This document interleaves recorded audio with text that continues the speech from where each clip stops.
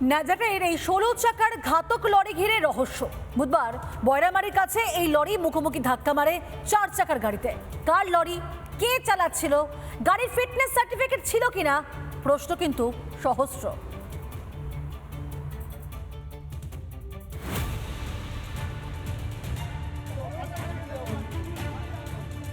শেখ শাহজাহানের মামলার সাক্ষী ভোলা ঘোষের গাড়িতে ধাক্কা, মৃত 2, ঘাতক সেই লরি ঘিরে হাজারো প্রশ্ন।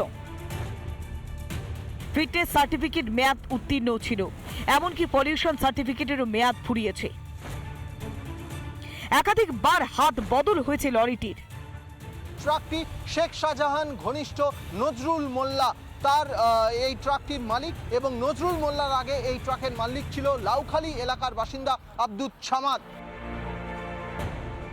তদন্তকারীদের কপালে চিন্তার ভাঁজ বাড়িয়েছে লরির গতিবিধি।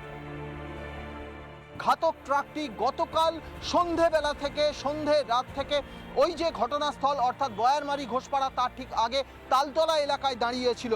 আজ সকালবেলা থেকে সেটির মুভমেন্ট শুরু হয়। গাড়িটি সাধারণত কোনো কাজে ইউজ হয় না, গতকালকে গ্যারেজ থেকে বেরিয়েছে এমনটাই জানা যাচ্ছে।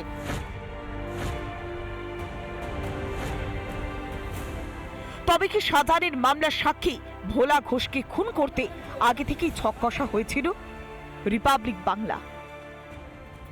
নানা ধরনের কন্টেন্ট দেখার জন্য লাইক করুন, শেয়ার করুন আমাদের ফেসবুক পেজ, সাবস্ক্রাইব করুন আমাদের ইউটিউব চ্যানেল।